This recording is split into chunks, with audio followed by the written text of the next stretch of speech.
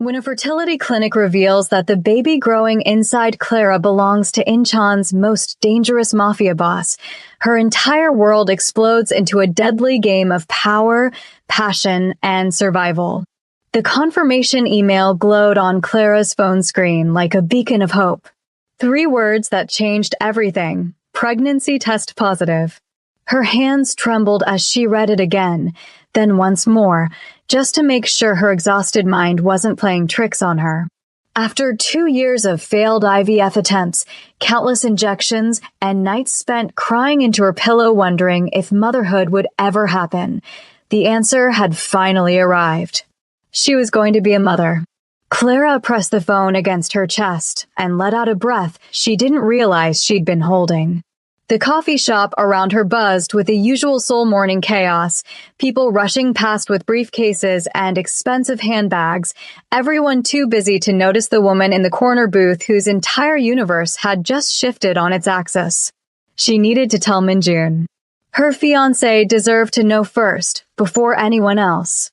They'd been through this journey together, hadn't they?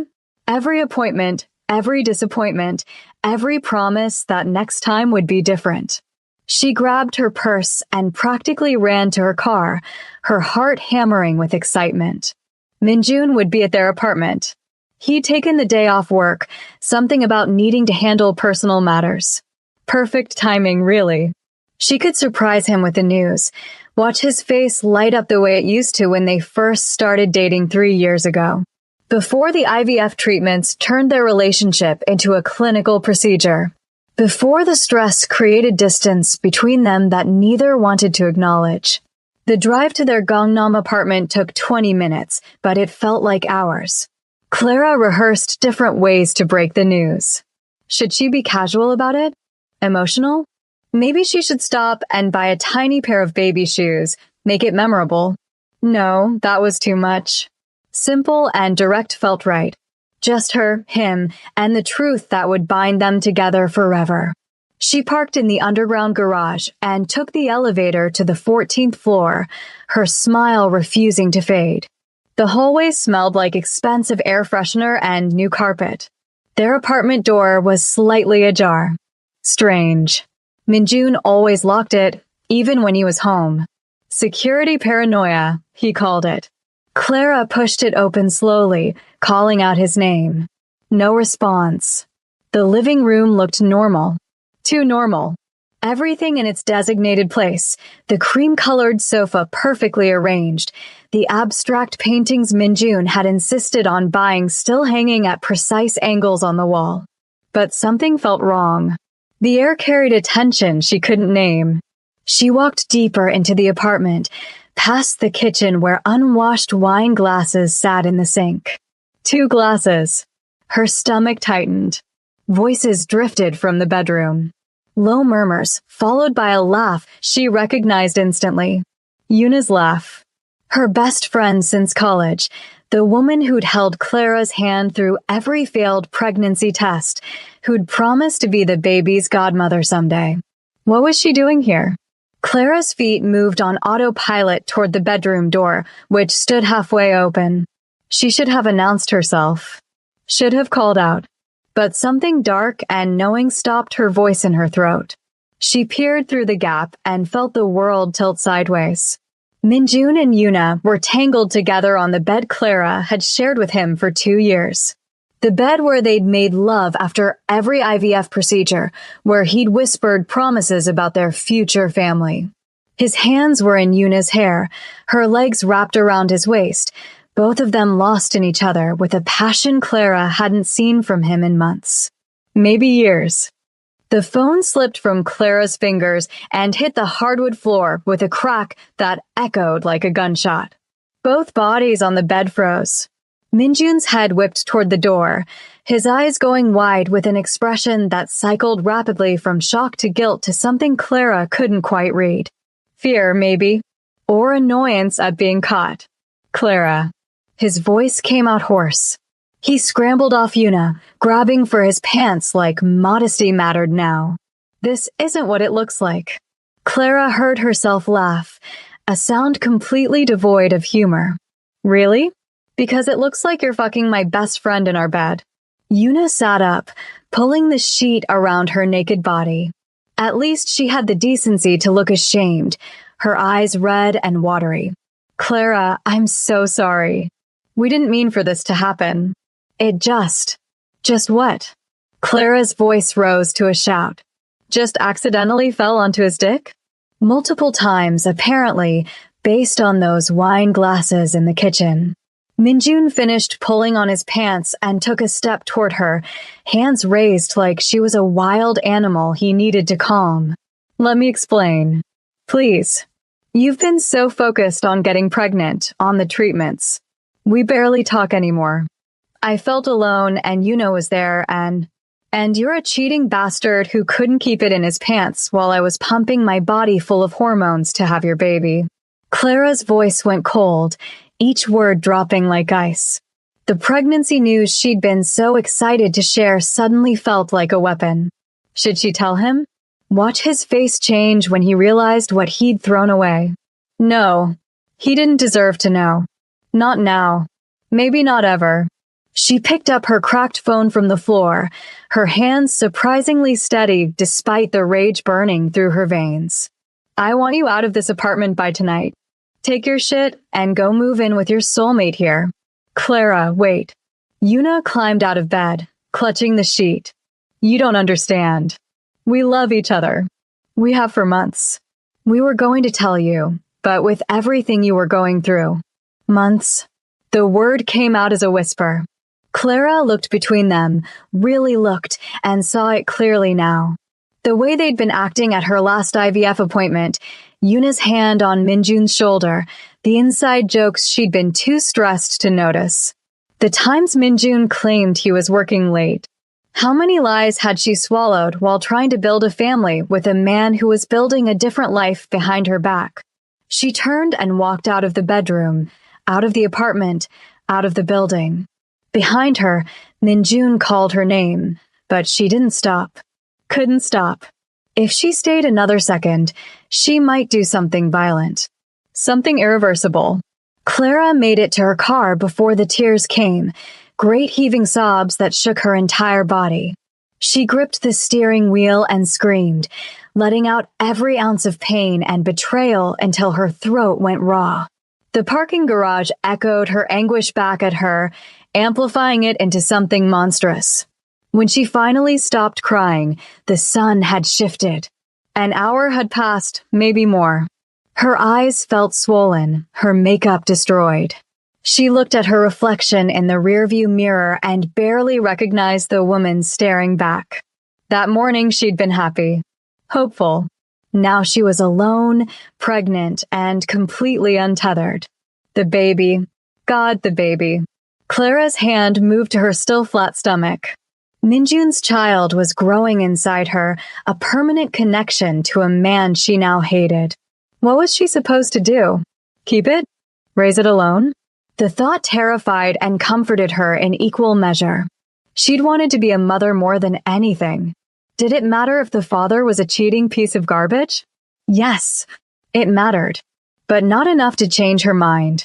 Clara started the car and drove aimlessly through Seoul's streets, barely paying attention to where she was going. The city blurred past her windows, all glass and steel and people living their normal lives, completely unaware that hers had just imploded. She ended up at the Han River, parked along the bank where couples walked hand in hand and families had picnics. She pulled out her phone and called the fertility clinic. The receptionist answered on the third ring, her voice bright and professional. Good afternoon, Seoul Fertility Center. How may I help you? This is Clara Han. I just received confirmation that my pregnancy test was positive. I need to schedule a follow-up appointment. Her voice sounded mechanical, like someone else was speaking through her mouth. Congratulations, Ms. Han. Let me pull up your file. Yes, I see the results here. How about tomorrow at 2 p.m.? Tomorrow felt too far away and too soon at the same time. That works. Thank you. She hung up and stared at the river, watching the water flow endlessly toward the sea. A week ago, She'd stood in this exact spot with Minjun, talking about baby names and nursery colors. He'd kissed her forehead and promised everything would work out. Lies. All of it lies. If you're enjoying this story so far, make sure to hit that like button and subscribe to the channel. Trust me, things are about to get absolutely insane. That night, Clara stayed at a hotel near Gangnam Station, a place expensive enough to feel safe, but impersonal enough that she didn't have to pretend to be okay. She ordered room service, barely touched the food, and fell asleep with her phone clutched in her hand, half expecting Minjun to call with some pathetic apology. He didn't. Neither did Yuna. The next afternoon, Clara walked into the Seoul Fertility Center with dark circles under her eyes and her hair pulled into a messy bun. She'd stopped caring about appearances. The clinic's pristine white walls and soft classical music felt obscene compared to the chaos in her head. The receptionist smiled at her, too cheerful, too oblivious. "Miss Han, Dr. Park is ready for you. Right this way." Dr. Park's office smelled like antiseptic and lavender, an odd combination that usually soothed Clara's nerves. Today it just made her nauseous. The doctor sat behind her desk, a middle-aged woman with kind eyes and graying hair pulled into a tight bun. But something about her expression seemed off. Strained. "Clara, thank you for coming in." Dr. Park's smile didn't reach her eyes. "Please sit down. We need to talk about your pregnancy." Clara lowered herself into the chair across from the desk, her stomach nodding. "Is something wrong with the baby?" "The baby is fine. Completely healthy based on all indicators." Dr. Park folded her hands on the desk, her knuckles white. "But we've discovered a significant error in our procedures. A mix-up occurred during your IVF process." The words didn't make sense. Clara blinked. "What kind of mix-up?" "The sperm sample used for your procedure was not your fiancé's." Dr. Park's voice went very quiet. "Due to a labeling error in our facility, you were inseminated with a different donor's specimen." The room tilted. Clara gripped the arms of her chair, her knuckles matching Dr. Park's. "You're telling me this isn't Minjun's baby?" "I'm afraid not. I cannot express how deeply sorry I am. This is an unprecedented failure in our protocols, and we take full responsibility." "Whose baby is it?" Clara's voice came out sharp, cutting through the doctor's apology. "Whose sperm did you use?" Dr. Park hesitated, and in that hesitation, Clara saw genuine fear. The biological father's identity is protected by our privacy agreements. However, given the circumstances, we felt obligated to contact him and inform him of the situation. He has certain rights as the biological parent and... Rights? Clara stood up so fast her chair scraped backward. "He has rights to a baby that's growing in my body because of your mistake? Please understand, this is complicated legally and ethically. The biological father is a prominent individual in Incheon." The office door slammed open. 3 men in black suits entered, moving with military precision that made Clara's blood run cold. They weren't hospital security. These men carried themselves like predators, their eyes scanning the room for threats, hands positioned near their jackets where she suspected weapons were concealed. "Dr. Park." The one in front spoke, his voice flat and professional. "Mr. Kang sent us to retrieve Ms. Han. You've done your part. We'll take it from here." Dr. Park stood up, her face going pale. "I told Mr. Kang I would handle this delicately. This woman has just received traumatic news. She needs time to process." "Mr. Kang doesn't do delicate." The lead guard stepped forward, his attention shifting to Clara. "Ms. Han, you need to come with us." "Now." Clara backed away from them, her heart slamming against her ribs. "I'm not going anywhere with you." "Who the hell is Mr. Kang?" The guard's expression remained neutral, but something predatory flickered in his eyes. "Kang Ji-hoon, the biological father of your child. He's requested your immediate presence at his residence in Incheon. This isn't a negotiation." "Like hell it isn't." Clara grabbed her purse from the chair, calculating the distance to the door. 3 armed men blocked her path. Stupid. She was being stupid. But fear made people do reckless things. I'm a pregnant woman who just found out my fertility clinic screwed up. I'm not going anywhere until I talk to a lawyer. The guard sighed like this was all very tedious. Ms. Han, I understand you're upset. But you're carrying Mr. Kang's child, which makes you extremely valuable and extremely vulnerable. There are people who would kill to get their hands on you. We're here to protect you. Protect me from what?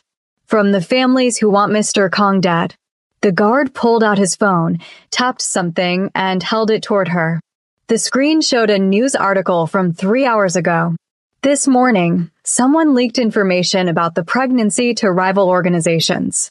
You became a target the moment that happened. Clara's eyes scanned the article. The headline read, Kang Ji-hoon's secret heir. Fertility clinic scandal exposes Mafia boss's unexpected paternity. Her stomach dropped. The article included details about the sperm mix-up, her name, even a photo of her leaving the clinic yesterday.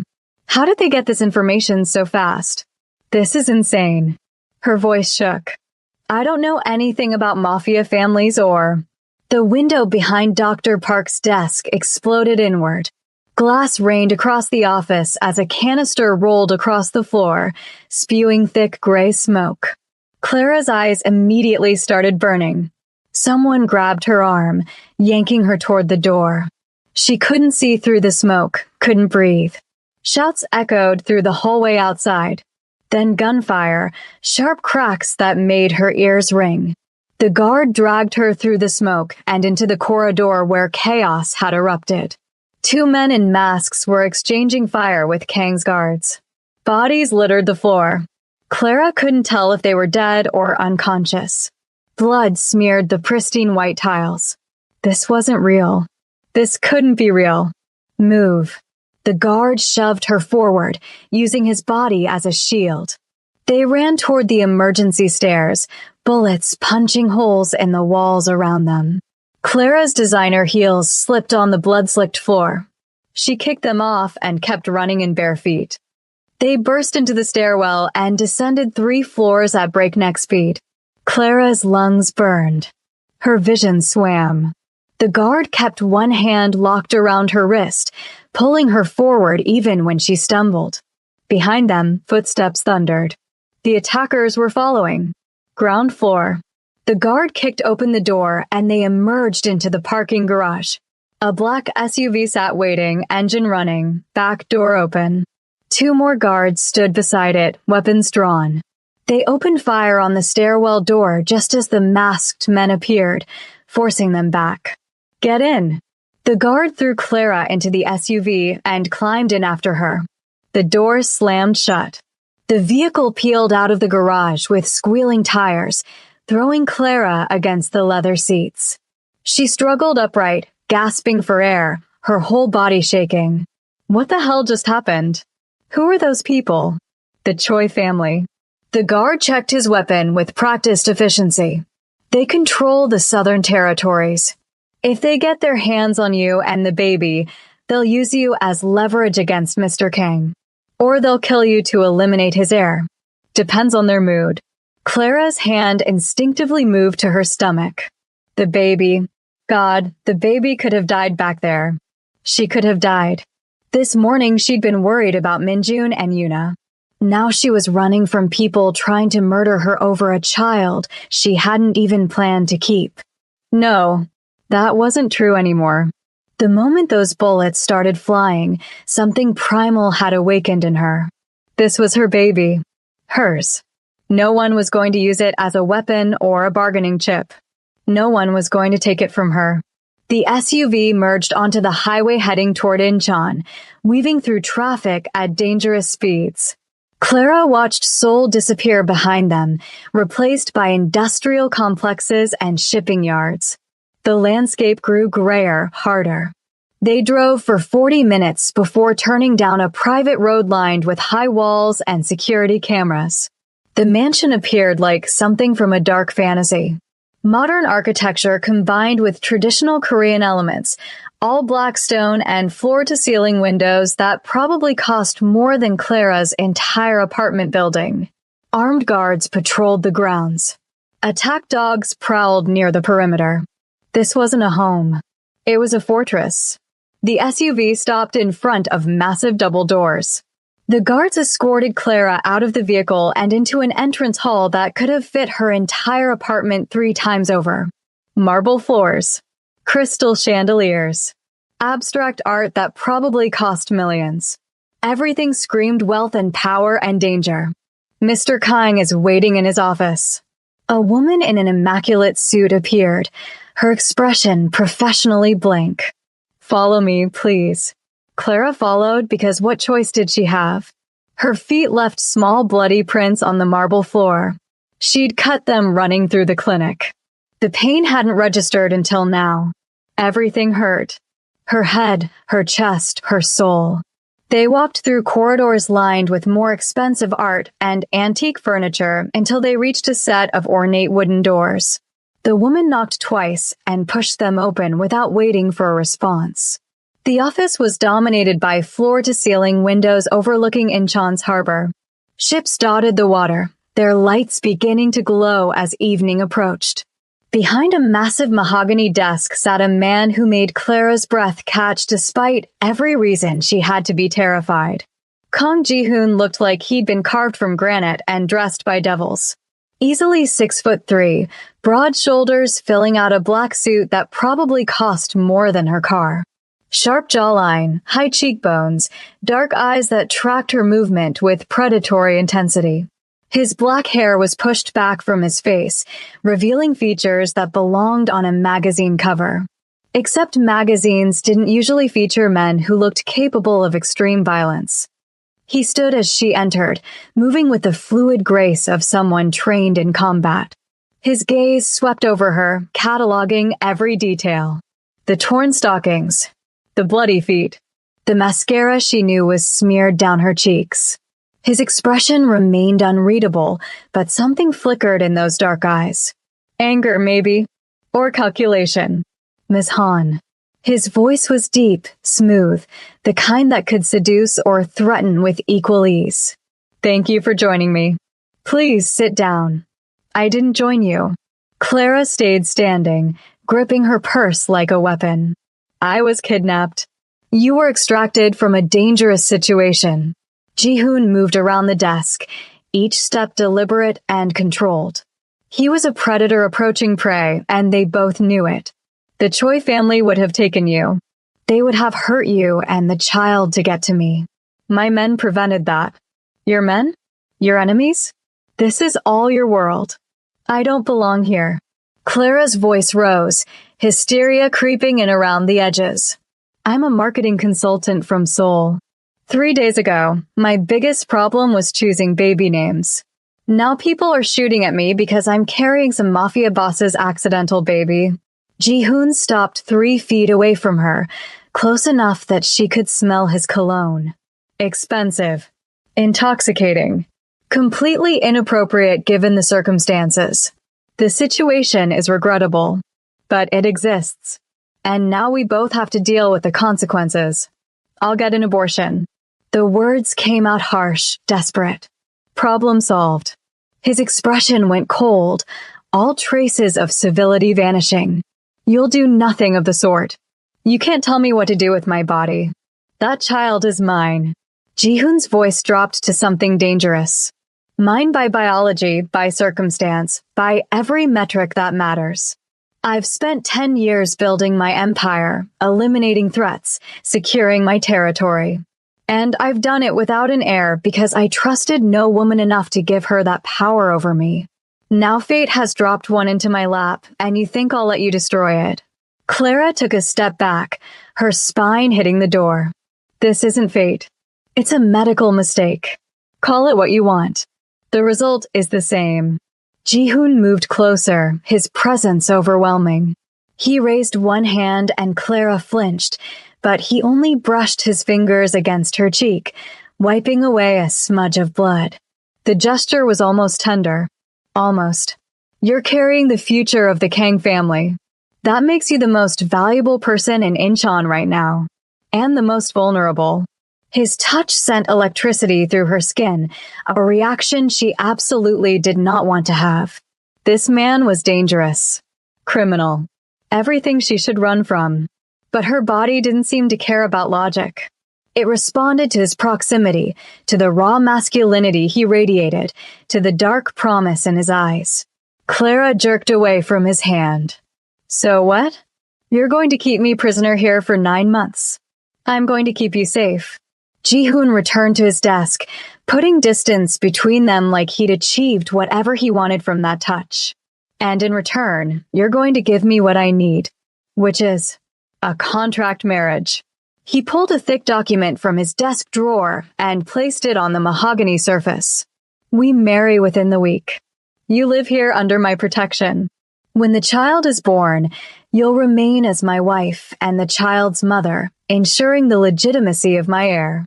In exchange, I'll provide you with wealth, security, and anything else you desire. Clara laughed, the sound bordering on unhinged. You're insane. I'm practical. Ji-hoon's expression remained neutral. You have no home to return to. Your fiancé betrayed you. Your friend betrayed you. You're alone, pregnant, and hunted by people who will torture you for sport. I'm offering you a fortress, an army, and a man who will kill anyone who threatens you. The choice seems simple. The choice is between one prison and another. Perhaps. He pushed the contract toward her. But in my prison, you and the child live. Out there. He gestured toward the windows, toward the darkening harbor. You'll be dead within a week. The Choi family has already put a bounty on your head. 5 million won. And they're not the only ones interested. Clara's legs finally gave out. She sank into the chair across from his desk, her hands trembling. This couldn't be happening. This was a nightmare she'd wake up from any second. Except the ache in her feet was real. The smell of gunpowder still clung to her clothes. The weight of Ji-hoon's stare felt like a physical pressure. I need time to think. You have until tomorrow morning.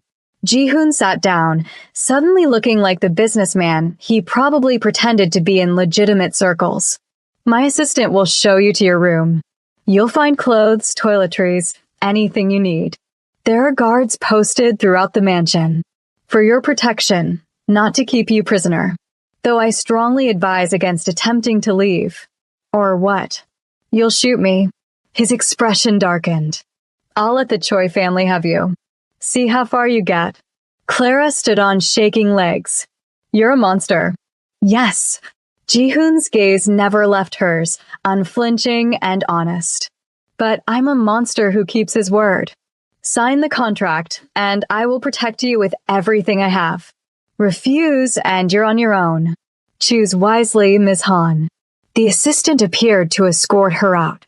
Clara followed numbly, her mind racing through impossible scenarios. Every option led to disaster. Stay and marry a criminal. Leave and die. There had to be a third choice, some escape route she wasn't seeing. The bedroom they gave her was larger than her entire apartment. King-size bed with silk sheets. Attached bathroom with a soaking tub and rain shower. A walk-in closet filled with designer clothes in exactly her size, which was both thoughtful and deeply creepy. Someone had prepared for her arrival. Ji-hoon had planned this. Clara locked the door, collapsed on the bed, and finally let herself cry. Not the angry tears from the parking garage, but deep, soul-wrenching sobs that came from a place of pure terror. Her life had been stolen. First by Minjun's betrayal, then by the clinic's mistake, now by circumstance and violence, and a man who looked at her like she was both treasure and property. She cried until there was nothing left, then dragged herself to the bathroom and stared at her reflection. Bruises were forming on her arms where the guards had grabbed her. Her makeup had transformed into horror movie trails down her cheeks. Her eyes were red and swollen. She looked like a victim. No. Clara straightened her spine. She'd been through hell before. The IVF treatments. Her mother's death. building a career in a male-dominated industry. She was stronger than this. Smarter than this. If Ji-hoon thought he could break her into compliance, he'd severely underestimated who he was dealing with. She stripped off her ruined clothes and stepped into the shower, letting scalding water wash away the blood and smoke and fear. Her mind cleared as the physical filth disappeared. Okay, she needed information. Who was Kang Ji-hoon really? What kind of power did he have? Who were his enemies and could any of them be allies? And most importantly, was there any way to survive this without losing herself completely? Clara wrapped herself in a plush robe and found her purse where she dropped it on the bed. Her phone had 17 missed calls. 10 from Minjun, 7 from Yuna. She blocked both numbers without listening to the voicemails. Whatever they had to say didn't matter anymore. They belonged to a life that had ended the moment she walked into that bedroom and saw them together. A soft knock interrupted her thoughts. "Ms. Han? I've brought dinner." A young woman's voice, polite and deferential. Clara opened the door to find a server holding a tray laden with food. Korean barbecue, rice, kimchi, soup. The smell made her stomach growl despite everything. She hadn't eaten since yesterday. "Thank you." Clara took the tray and set it on the small table near the window. The server bowed and left, closing the door softly behind her. Clara ate mechanically, fueling her body because the baby needed it even if she had no appetite. Through the window, she could see the harbor lights twinkling in the darkness. Ships moved in and out, carrying cargo to destinations unknown. Somewhere out there, people were living normal lives. Going to work. Coming home to families. Worrying about ordinary problems. She pressed her hand against the glass, feeling the cool surface against her palm. On the other side was freedom. And death, apparently. Ji-hoon had been clear about that. Stay and submit, or leave and die. Those were her options. Unless she could create a third option. Clara's mind started working through possibilities. If she signed the contract, she'd have access to Ji-hoon's resources. His information networks. His money. Maybe his trust, eventually. And with those tools, maybe she could find a way to protect herself and the baby without remaining his prisoner forever. It was a long game. A dangerous game. But it was the only game she could see winning. The door opened without warning. Clara spun around to find Ji-hoon standing in the doorway, still in his suit but with his tie loosened and his jacket discarded. He looked almost human like this. Almost approachable. The illusion shattered when she met his eyes and saw the same predatory calculation. "I didn't give you permission to enter." Clara kept her voice steady despite the fear spike in her chest. "This is my house. I don't need permission." Ji-hoon closed the door behind him and leaned against it, studying her with unsettling intensity. "I came to see if you were settling in." How thoughtful. The kidnapper checking on his victim's comfort. His mouth twitched, almost a smile. "You have spirit. Good. You'll need it to survive in my world." "I don't want to survive in your world. I want my old life back." "Your old life included a cheating fiancé and a backstabbing friend. I'm offering you an upgrade." Ji-hoon pushed off the door and moved deeper into the room, his presence filling the space. "Besides, you're lying to yourself. Part of you is intrigued by all this. Intrigued by violence and crime? You're delusional."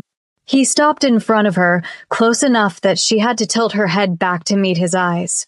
"Intrigued by power. By danger. By me." His hand came up to trace her jawline, the touch featherlight but electric. "I see it in the way you look at me. Fear, yes, but also curiosity. Attraction, even though you hate yourself for it." Clara's breath caught. He wasn't wrong, damn him. Something about Ji-hoon pulled at her despite every logical reason to be repulsed. Maybe it was the alpha male energy he radiated. Maybe it was the forbidden nature of it all. Or maybe she'd just been through so much trauma in the past 48 hours that her brain had short-circuited and started finding danger attractive. "You don't know anything about me." Her voice came out breathier than intended. I know you're stronger than you think. I know you're terrified, but still standing here arguing with me instead of cowering. I know you'll do whatever it takes to protect that baby. His thumb brushed across her lower lip. And I know you feel this thing between us, same as I do. The electricity crackling in the space between their bodies was undeniable, a magnetic pull that defied everything Clara knew she should feel. She stepped back, breaking the contact, her heart hammering against her ribs. There's nothing between us except a biological accident and your need for an heir. Ji-hoon's eyes darkened, but he didn't pursue her. Instead, he moved to the window, looking out at the harbor with his hands clasped behind his back. You think this is just about an heir? If I only needed a child, I could have one tomorrow with any woman in Incheon.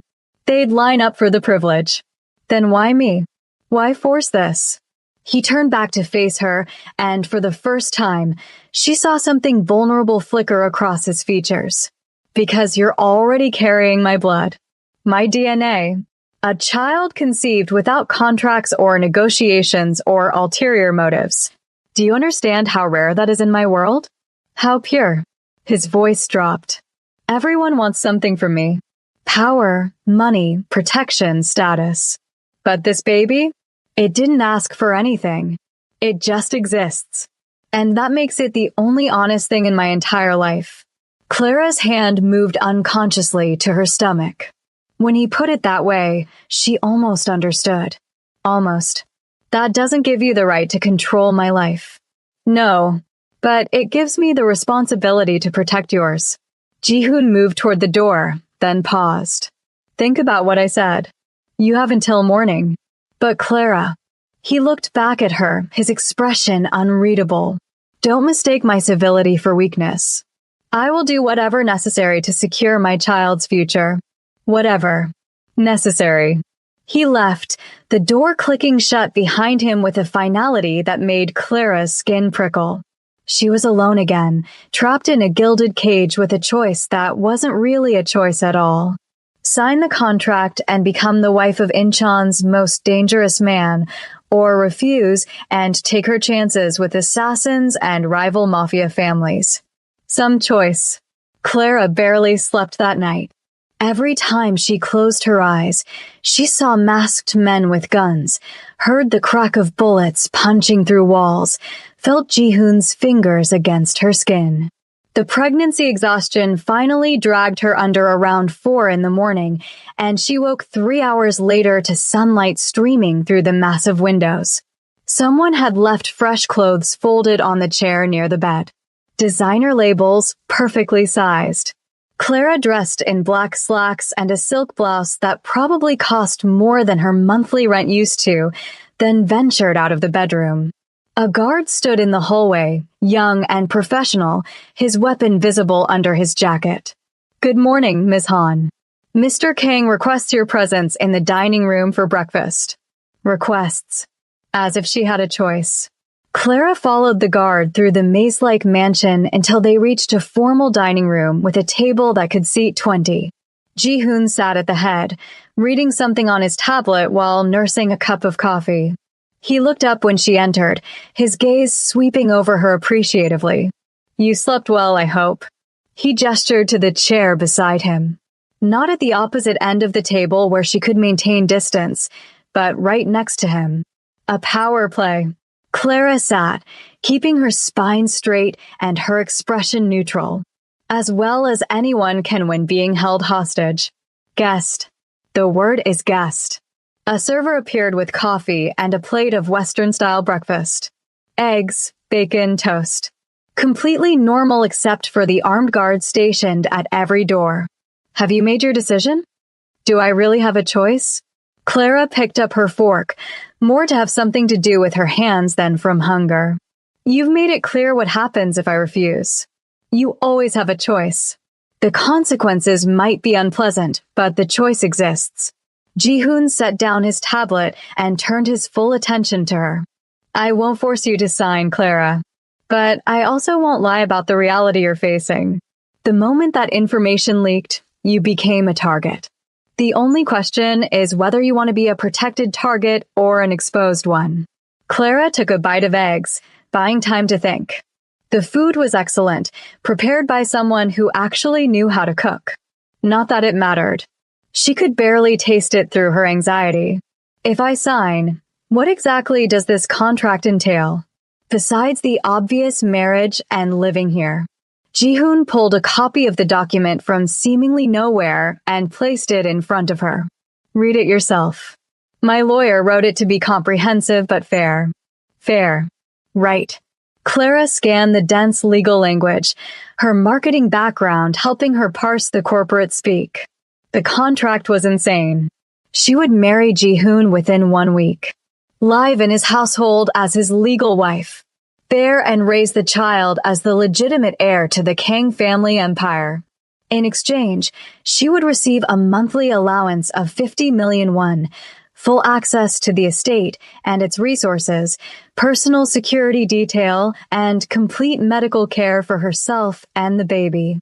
The terms extended for a minimum of 18 years, at which point either party could petition for dissolution of the marriage if mutually agreed. Until then, she was bound to him legally, socially, and practically. There were clauses about fidelity, public appearances, media interactions, even what would happen if she tried to flee with the child. This is a prison sentence. Clara pushed the contract away. You're asking me to give up 2 decades of my life. I'm asking you to be a mother and a wife. Many women manage both without calling it imprisonment. Jihoon's voice carried an edge. And in return, you get wealth most people only dream of, protection from forces that would gleefully torture you, and a child who will want for nothing. Except parents who actually love each other. Something flickered in Jihoon's eyes. Pain, maybe. Or recognition. Love is a luxury in my world. Survival is the priority. Teach the child that early, and they'll thank you later. Clara studied him, really looked at the man behind the Mafia boss persona. He was probably early 30s, young for someone with this much power, which meant he'd clawed his way up through violence and cunning. She wondered what his childhood had been like, whether he'd ever known love or if it had been beaten out of him by this brutal world he inhabited. Not that it mattered. His past didn't excuse his present. What about my career? My friends? My life and soul? Even as Clara asked, she knew the answers. All of it was gone. Minjun and Yuna had destroyed her personal life. The fertility clinic scandal would destroy her professional reputation. And the bounty on her head destroyed any chance of returning to normal. Your life and soul ended the moment you conceived my child. Jihoon's bluntness was almost refreshing after years of corporate doublespeak. You can rebuild here. Start a new career. Make new friends, though I'll vet them personally. Or you can spend your days shopping and being pampered. The choice is yours within the parameters of safety. So I'm a bird in a very expensive cage. You're a queen in a fortress. He leaned closer, his voice dropping to something intimate and dangerous. And if you're smart, you'll learn to wield that power instead of resenting it. Before Clara could respond, one of the guards entered quickly, his expression urgent. Sir, we have a situation. The Choi family is moving assets toward our territory. Intelligence suggests they're planning something major. Jihoon's entire demeanor shifted. The almost civil breakfast companion vanished, replaced by the cold-blooded leader who'd built an empire on violence. How many men? At least 30. Maybe more. They're using civilian vehicles to avoid detection. Triple the perimeter guards. Move the armory to code red. And get Kim on the phone. I want eyes on every approach to this estate. Jihoon stood, already moving toward the door, then stopped and turned back to Clara. Stay in the mansion. Don't go near any windows. If something happens, the guards know to get you to the safe room in the basement. Do you understand? Clara nodded, her mouth too dry to speak. The casual violence of his world was crashing back into focus. This morning's almost normal breakfast had been an illusion. The reality was armed guards and rival families and safe rooms built to withstand attacks. Ji-hoon left without another word, barking orders in Korean too rapid for Clara to follow. She sat alone at the massive table, staring at the contract in front of her. The eggs congealed on her plate.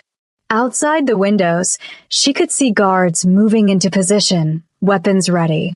This was her life now. Whether she signed the contract or not, this violent chaos had become her reality. The server reappeared, her expression professionally calm despite the obvious tension. Ms. Han, perhaps you'd be more comfortable in your room? Or the library. It has no external windows and is considered one of the safest rooms in the mansion. Clara stood, leaving her breakfast untouched. The library sounds good. The library was exactly what Clara needed. Floor-to-ceiling bookshelves, comfortable leather chairs, soft lighting that felt warm instead of clinical. And most importantly, no windows to the outside world. Just books and silence and the illusion of safety. She curled up in one of the chairs and tried to read, but the words blurred together. Her mind kept circling back to Ji-hoon's face when he'd talked about the baby being the only honest thing in his life. There had been real emotion there, quickly hidden but unmistakable. This wasn't just about power or heirs or mafia politics. He genuinely wanted this child, which made everything more complicated. Hours passed.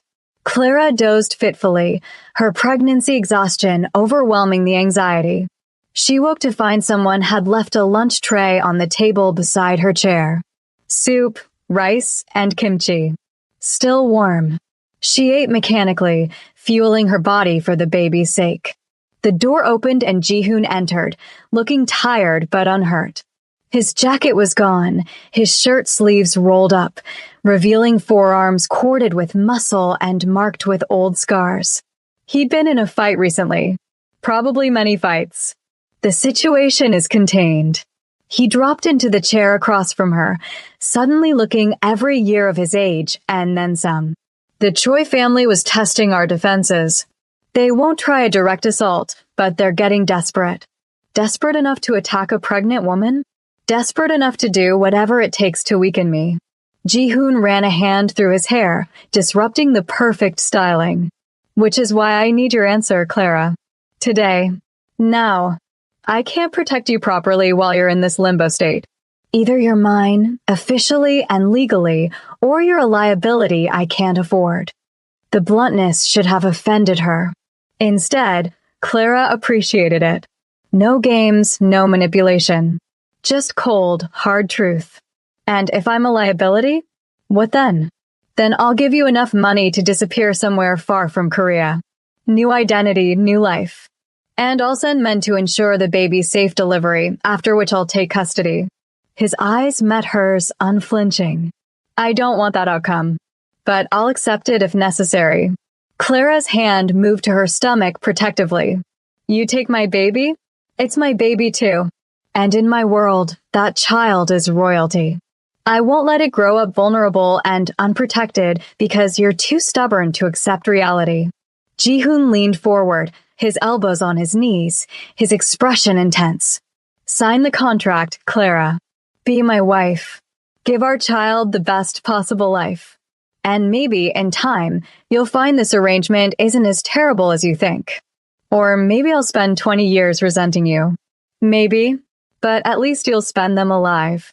He pulled out a pen and set it on the table between them. Last chance. Choose. Clara stared at the pen like it was a snake. Picking it up meant surrendering her freedom, her autonomy, her entire future to a man she'd known for less than 24 hours. A criminal. A killer. Someone who saw her primarily as a vessel for his heir. But it also meant safety for her baby. Wealth. Protection. And if she was being honest with herself, a dark part of her was intrigued by Ji-hoon. By his power, his intensity, the way he looked at her like she was the most important person in his violent world. She was so tired of being afraid. So tired of feeling helpless. Maybe it was time to stop being a victim and start being a player in this twisted game. Clara picked up the pen. Ji-hoon's expression didn't change, but something flashed in his eyes. Triumph? Relief? She couldn't tell. She flipped to the final page of the contract where her signature line waited, bold and empty. Her hand trembled as she pressed the pen to paper. Wait. Ji-hoon's hand covered hers, stopping the motion. Before you sign, I want you to understand something. This contract binds us legally, but I'm not a man who needs a piece of paper to keep his promises. I will protect you. I will provide for you and our child. And I will never, ever let anyone hurt you. You have my word on that. The word of a mafia boss? Clara tried to inject sarcasm into her voice, but it came out shaky. The word of the father of your child. His hand tightened over hers, warm and strong. Sign it, Clara. Choose us. She signed. 3 quick strokes of the pen, and her old life officially ended. Clara Hahn, marketing consultant, disappeared. In her place sat the future wife of Kang Ji-hoon, about to become one of the most protected and most targeted women in Korea. Ji-hoon took the contract, added his own signature with practiced efficiency, and pulled out his phone. It's done. Arrange the wedding for 3 days from now. Private ceremony, minimal guests, maximum security. He hung up and looked at Clara. We'll marry on Saturday. That gives us time to handle the legal paperwork and security preparations. 3 days. Clara's voice came out as a squeak. That's insane. The longer we wait, the more vulnerable you are. And frankly, I want this settled before the other families get any clever ideas. Ji-hoon stood and offered his hand. Come, I'll show you the rest of the estate. You should know your new home. Clara let him pull her to her feet, his grip firm but not painful. They walked through the mansion together, Ji-hoon pointing out various rooms and their purposes. The gym where he trained daily.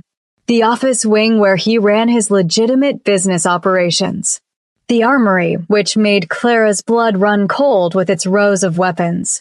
The safe room in the basement, reinforced steel with independent air supply and enough provisions to last a month. If anyone breaches the main house, the guards will bring you here. Ji-hoon opened the massive door to show her the interior. Hospital equipment, communications gear, weapons storage. Everything needed to survive a siege. The code is your birthday. 6 digits. Only you and my head of security know it. How do you know my birthday? Clara hadn't told him. I know everything about you. Ji-hoon's smile was predatory. Your education, employment history, medical records, financial status. Your favorite restaurant, the name of your childhood dog, the fact that you're allergic to shellfish. I don't do anything halfway, Clara. When I decided you were going to be my wife, I learned everything there was to learn. The invasion of privacy should have enraged her. Instead, Clara felt a strange flutter in her chest. He'd researched her, prepared for her, cared enough to know her favorite restaurant even though he probably never planned to take her there. Stop it, she told herself. He's a criminal who's forcing you into marriage. Don't romanticize this. But her traitorous body didn't listen. When Ji-hoon's hand brushed her lower back as they walked, guiding her through doorways, she felt heat spread from the point of contact. When he stood close while explaining security protocols, she noticed the way his cologne mixed with his natural scent, something masculine and oddly appealing. This was Stockholm Syndrome. Had to be. Or pregnancy hormones. Or maybe just her brain breaking under the stress of the past 2 days. They ended the tour in what Ji-hoon called the family wing. A series of connected rooms designed for a husband, wife, and children. The master bedroom was massive, dominated by a bed that could fit 4 people. His clothes filled half the walk-in closet. The other half was empty, waiting for her. You'll sleep here. Ji-hoon moved to the windows, which overlooked the harbor. With me. Clara's stomach flipped. The contract didn't say anything about sharing a bed. The contract says we're married. Married couples share beds. He turned to face her, his expression neutral, but his eyes burning with something intense. Unless you'd prefer separate rooms? I can arrange that if you're uncomfortable. Yes. She should say yes. Demand her own space, her own bed, some boundary between them. But the word that came out was no. This is fine. Ji-hoon's smile was slow and dangerous. Good. Because I sleep better knowing you're close. Where I can protect you. Is that what you're calling it? Clara tried to inject some defiance into her voice. Protection? What else would I call it? He moved closer, each step deliberate. You're carrying my child. You're about to become my wife. Every instinct I have says to keep you close, keep you safe, keep you, mine. The possessiveness in his voice should have repulsed her. Clara had always been independent, always fought against being owned or controlled. But something about the way Ji-hoon said it, with that dark intensity and absolute certainty, made heat pool low in her belly. I don't belong to you. She forced the words out. Not yet. He stopped inches away, close enough that she could feel the heat radiating from his body. But you will. The contract makes you my wife. Time will make you mine in every other way that matters. You're very confident. I'm very patient. Ji-hoon's hand came up to cup her face, his thumb tracing her cheekbone with unexpected gentleness. And I'm very good at getting what I want. What I want, Clara, is you. Willing, eager, completely surrendered to this thing between us. There's nothing between us except circumstance and contracts. Liar. He leaned in until his lips nearly touched her ear, his breath warm against her skin. You feel it. This pull. This heat. You felt it yesterday when I touched you. You're feeling it now. Don't insult my intelligence by pretending otherwise. Clara's breath came short and fast. He was right, damn him. Every cell in her body was hyper-aware of his proximity. The masculine scent of him. The heat of his hand against her face. The way his voice dropped to that intimate rumble that made her insides clench. Before she could respond, his phone rang. Ji-hoon cursed in Korean and stepped back, the moment broken. He answered with a curt greeting, listened for a moment, then his expression went deadly. When? How many casualties? I'll be right there. He hung up and looked at Clara, his face transformed into the cold mask of the Mafia boss. I have to go. Business that can't wait. The guards will take you to dinner when you're ready. Don't leave the mansion. He paused at the door. And Clara? Get used to sleeping in that bed. You'll be in it tonight. With me. He left before she could protest, his footsteps echoing down the hallway. Clara stood alone in the massive bedroom that was about to become hers, her heart racing and her mind spinning. In 3 days, she would marry a man who terrified and attracted her in equal measure. A man who killed people for a living but looked at her like she was precious. A man who offered protection with one hand while controlling her life with the other. And tonight, she would share his bed. Clara moved to the windows and looked out at Incheon's harbor, watching ships navigate the dark water. Somewhere out there, people were trying to kill her. In here, she was trapped with a beautiful monster who wanted to own her body and soul. She pressed her hand against the cool glass and whispered to the baby growing inside her. I'm so sorry. I wanted to give you a normal life. A happy family. Instead, you're getting this insanity. Her voice broke. But I promise I'll protect you. No matter what it costs me. The hours until bedtime stretched interminably. Clara ate dinner alone in the formal dining room, picked at her food, and tried not to think about Ji-hoon's promise. Or threat. Or whatever that had been about sleeping together. Around 10 p.m., a servant appeared to ask if she needed anything before retiring. No, thank you. I'm fine. Clara wasn't fine. She was terrified. But admitting that wouldn't help. She returned to the master bedroom and stood in the doorway, staring at that massive bed. Her prison and her sanctuary. Ji-hoon's scent lingered in the room, that intoxicating mixture of cologne and danger. Clara changed into the silk nightgown someone had left on the bed, probably another invasion of privacy where they'd somehow known her size. The nightgown was beautiful, modest enough to not be scandalous, but fitted enough to highlight her curves. She caught her reflection in the full-length mirror and barely recognized herself. When had she become this woman? This potential mob wife? If you're still watching, drop a comment below and let me know what you think Clara should do. Should she try to escape? Or embrace this dangerous new life? And hit that subscribe button because things are about to get even more intense. Midnight came and went. Clara lay in the bed, on one side, leaving the other half empty for Ji-hoon.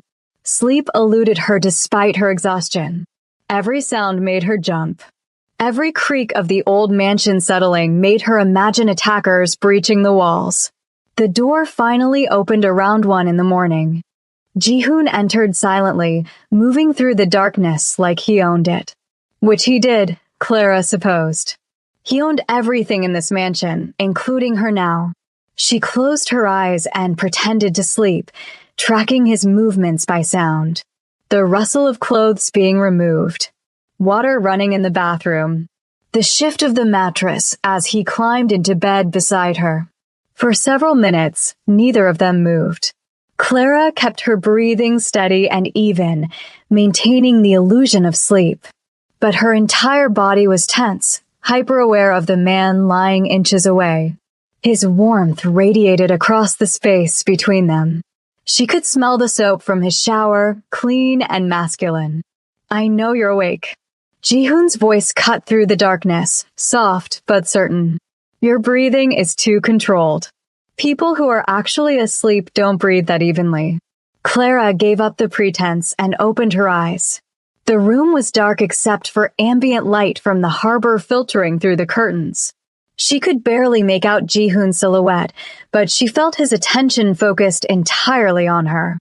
"I couldn't sleep. Neither could I." The mattress shifted as he turned toward her. "Strange, having someone else in my bed. I haven't shared this space with anyone in years." "Why not?" The question came out before Clara could stop it. "You could have any woman you wanted. Any woman who wanted my money or my power. None who wanted me." Ji-hoon's hand found hers in the darkness, his fingers threading through hers. "Do you understand the difference? Everyone in my world has an agenda. They smile and flirt and offer themselves, but it's all transaction. Always transaction." Clara's heart did something complicated in her chest. "And you think I'm different? I signed your contract. That's the definition of transaction. You signed under duress. Which means when you eventually come to me willingly, I'll know it's real." His thumb stroked across her knuckles, the touch gentle despite his calloused hands. "I can wait. I'm very patient when something matters to me. What makes you think I'll ever come to you willingly?" Ji-hoon's laugh was low and dark. "Because you already want to. You're just too stubborn to admit it. But I see the way you look at me. The way your breath catches when I get close. The way your pupils dilate when I touch you." His hand released hers and moved to her face, cupping her cheek. "Your body knows what your mind refuses to accept. We're inevitable, Clara." She should pull away. Should tell him he was delusional and arrogant and wrong. But his hand against her face felt good. Safe, despite everything. And he wasn't wrong about the attraction. Her body did respond to him in ways that terrified her. "You're very sure of yourself." "I have to be. In my world, uncertainty gets you killed." Ji-hoon's thumb traced her lower lip, the gesture intimate and possessive. "But with you, I'm willing to be patient. To let you come to terms with this in your own time. I won't force you into my bed, Clara. When we finally come together, you'll be begging for it." The arrogance should have infuriated her. Instead, heat flooded her body, pulling between her legs in a way that made her grateful for the darkness hiding her reaction. "You think very highly of your appeal. I think realistically about chemistry. And ours is undeniable." His hand slid from her face down her neck, his fingers trailing along her collarbone with maddening slowness. "But I'm a man of my word. I won't push tonight. or tomorrow, or even after we're married. Not until you ask me to. Clara's breathing had gone ragged. His touch was setting her nerves on fire, every brush of his fingers sending electricity through her system. This was insane. She'd known him for barely 36 hours. He was a criminal who'd essentially kidnapped her. But her traitorous body didn't care about logic or morality. It only cared about the heat building between them. "Stop touching me." The words came out breathless, unconvincing. "Why?" Jihoon's hand stilled, but didn't move away. "Because you hate it? Or because you like it too much?" "Because this is wrong. All of this is wrong." "Maybe, but it's also happening." He withdrew his hand and settled back onto his side of the bed, putting space between them. "Sleep, Clara. You're safe here. I'll keep watch." "You're going to stay awake all night?" "I often do. Insomnia is an occupational hazard." His voice carried a weariness that made him sound almost human. "But knowing you're here, safe and protected, helps. So sleep. Let me have that much." Clara didn't think she could possibly sleep with Jihoon beside her, his presence overwhelming even in the darkness. But exhaustion finally claimed her, pulling her under into fitful dreams of masked attackers and dark eyes and hands that promised both danger and safety. She woke to sunlight streaming through the windows and Jihoon's side of the bed empty and cold. He'd already left for whatever business required his attention. Clara showered and dressed in more of the expensive clothes that had mysteriously appeared in the closet. Designer jeans and a cashmere sweater that probably cost more than her old car. The next 3 days passed in a blur of wedding preparations that felt surreal. A designer arrived with dresses for Clara to choose from, all white or ivory, all beautiful, all completely inappropriate for a forced marriage to a crime lord.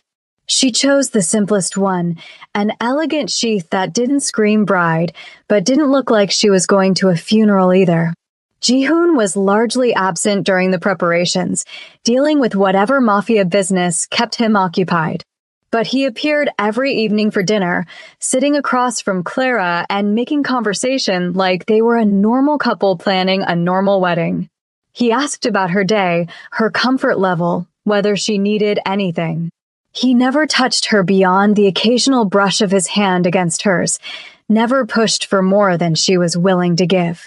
The restraint was somehow more seductive than aggression would have been.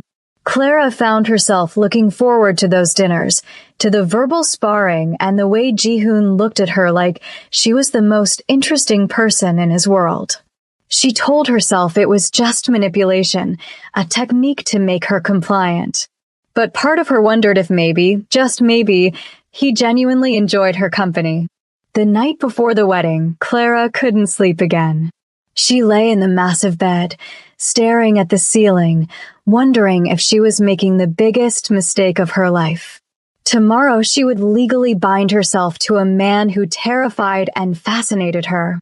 Tomorrow she would become Mrs. Kang Jihoon, wife of Incheon's most dangerous crime boss. The door opened and Jihoon entered, earlier than usual.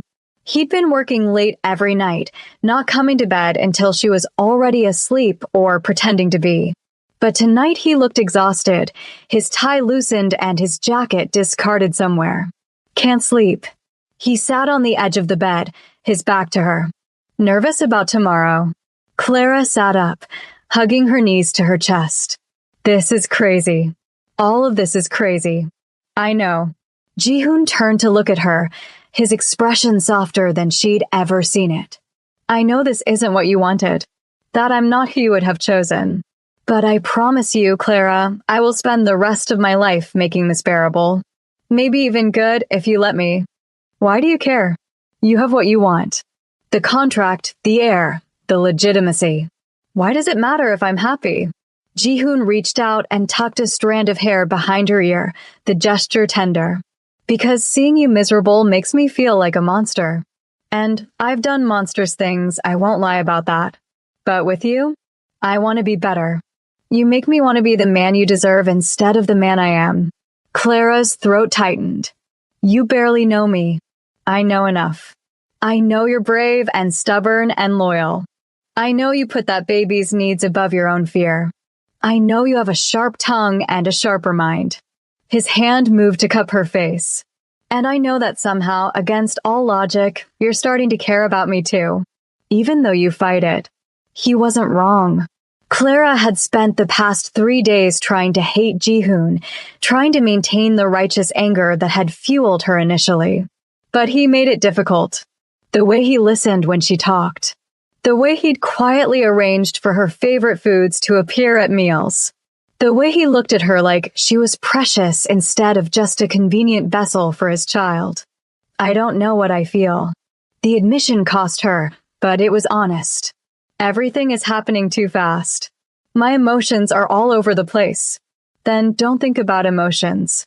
Think about this. Ji-hoon leaned in slowly, giving her time to pull away, and pressed his lips to hers. The kiss was nothing like Clara expected. Not aggressive or demanding, but gentle, questioning. His lips moved against hers with a tenderness that made her chest ache. She should push him away, should maintain boundaries. But instead, her hands came up to grip his shoulders and she kissed him back. Ji-hoon made a sound low in his throat, something between a groan and a sigh, and deepened the kiss. His hand slid into her hair, angling her head for better access. His tongue traced the seam of her lips and she opened for him, letting him in, tasting him properly for the first time. He tasted like whiskey and danger and dark promises. The kiss went from gentle to desperate in seconds, years of loneliness and want pouring out from both of them. Clara's fingers dug into his shoulders, pulling him closer. Ji-hoon's other hand found her waist, burning through the silk of her nightgown. When they finally broke apart, both breathing hard, Ji-hoon rested his forehead against hers. Tell me to stop and I will.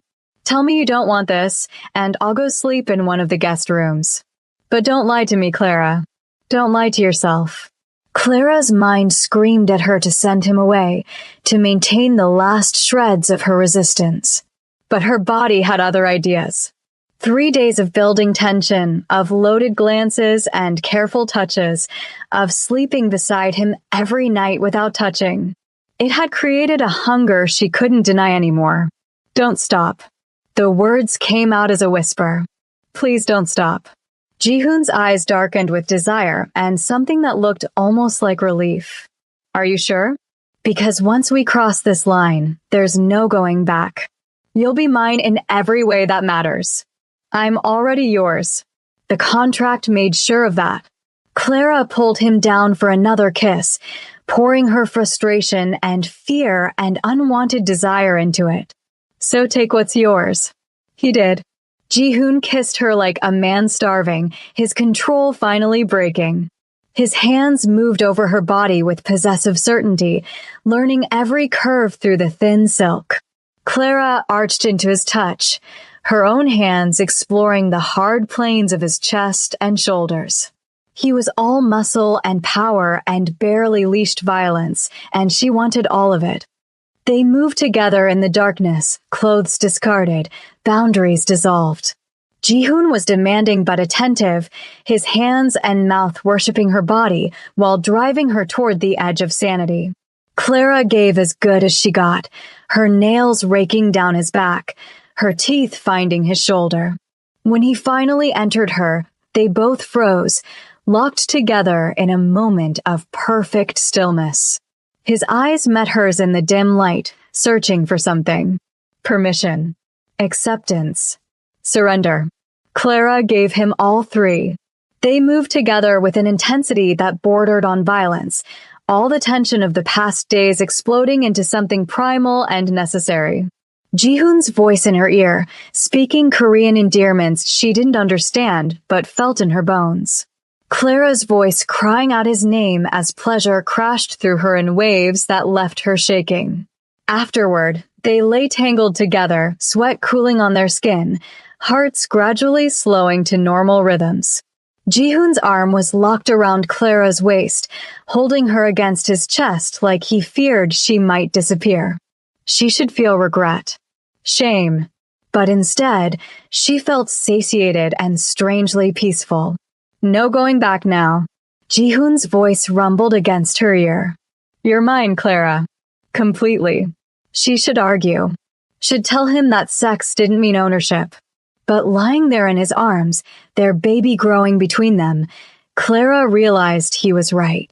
She'd surrendered something tonight that she could never reclaim. Some part of herself that now belonged to him, for better or worse. I know. She pressed closer to his warmth. I'm terrified. Good. Fear keeps you sharp. His lips brushed her temple. But know this. I will never let anyone hurt you. Not the Choi family, not any rival organization, not anyone. You're under my protection now.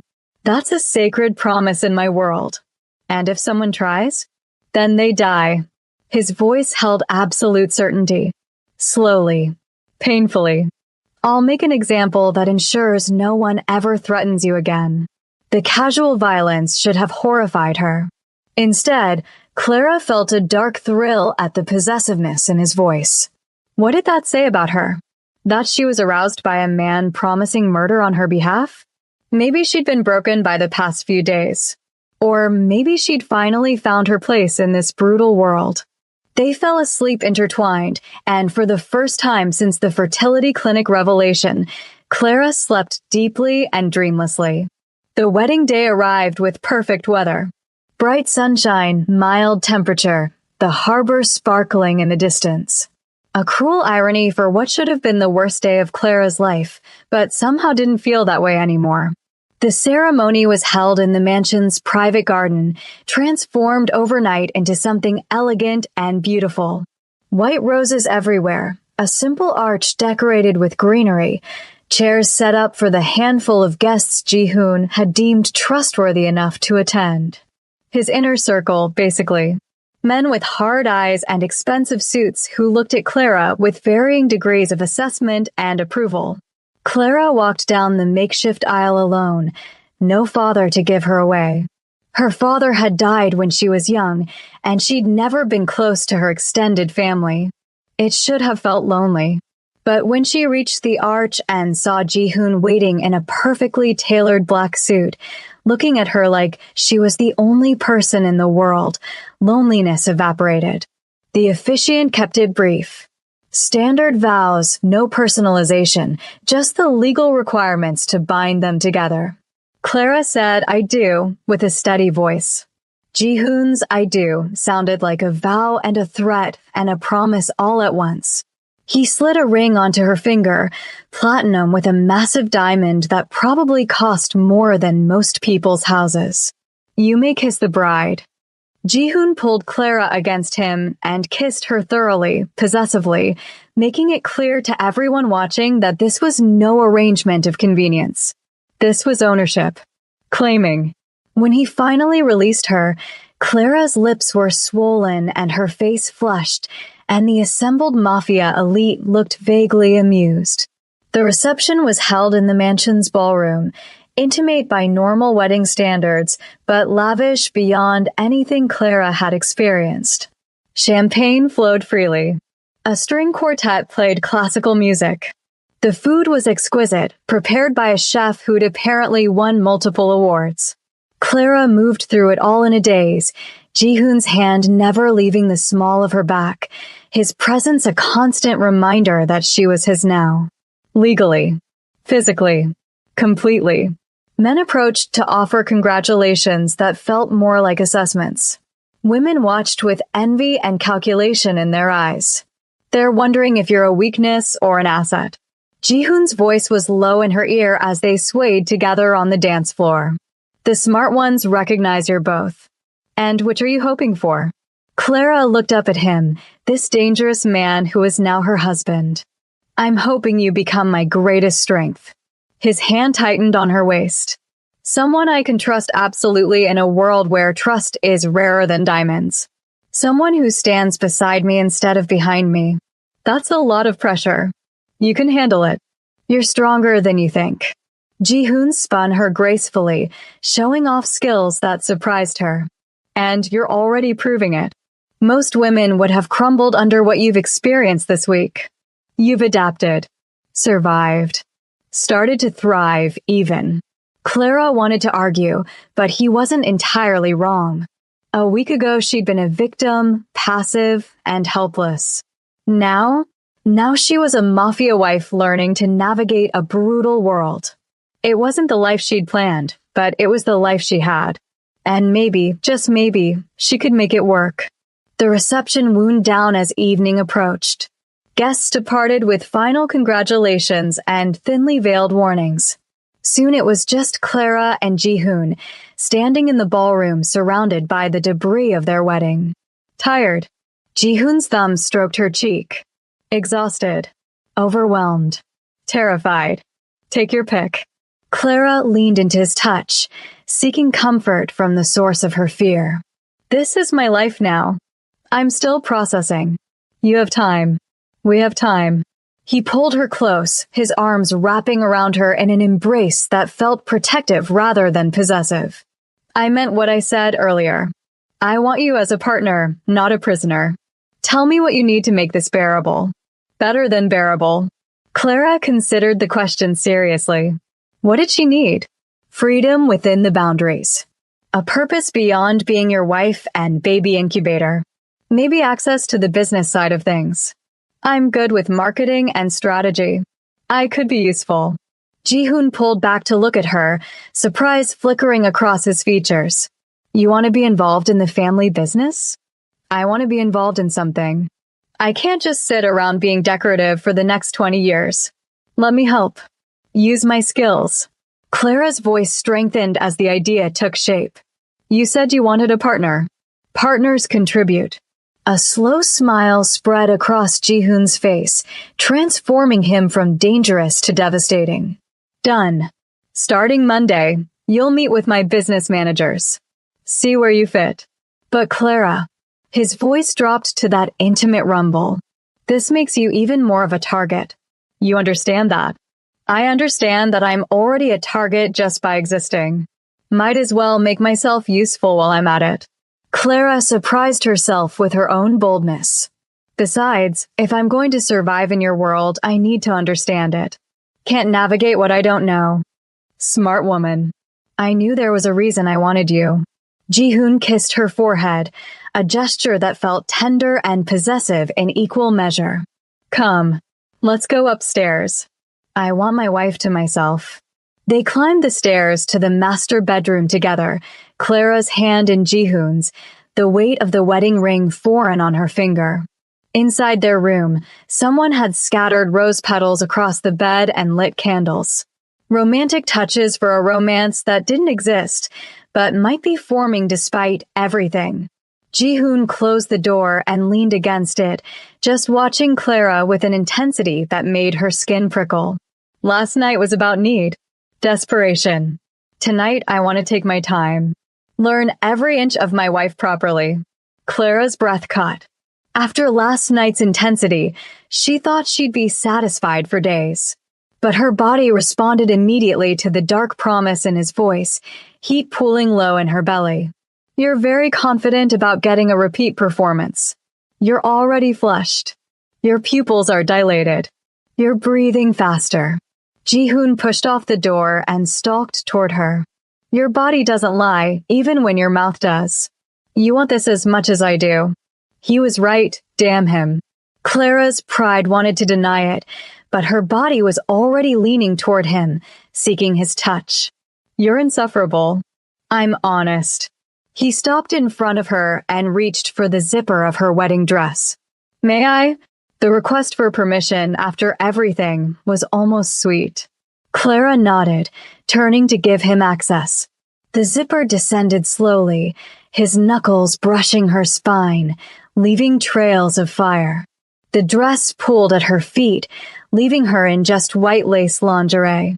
Ji-hoon's breath hissed out. Beautiful. So damn beautiful. His hands spanned her waist, turning her to face him.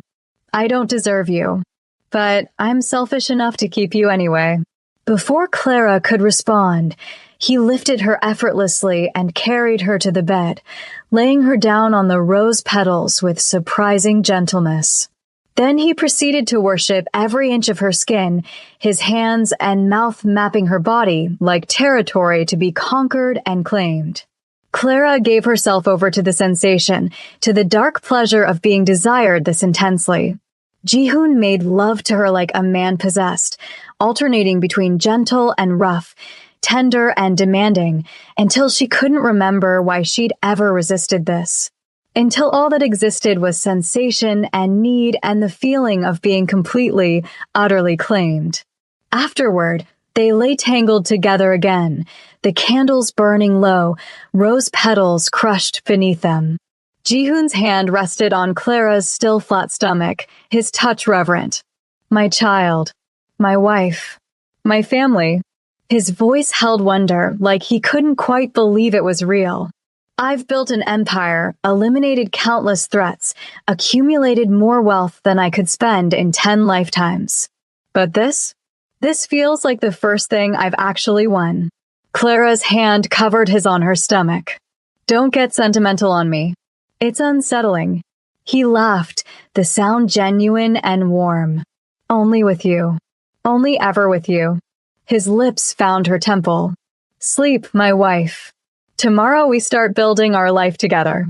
Clara drifted off in his arms, more content than she had any right to be. Outside the windows, Incheon's harbor glittered with ship lights and possibility. Somewhere out there, enemies plotted and threats gathered. But inside this fortress, wrapped in her dangerous husband's arms, Clara felt something she hadn't felt in years. Safe. Protected. Home. The future was uncertain and probably violent. Her marriage was built on circumstance and contract rather than love. But as Clara's hand rested on the baby growing inside her and Ji-hoon's steady heartbeat lulled her to sleep, she realized something important. She was done being a victim. Done being passive.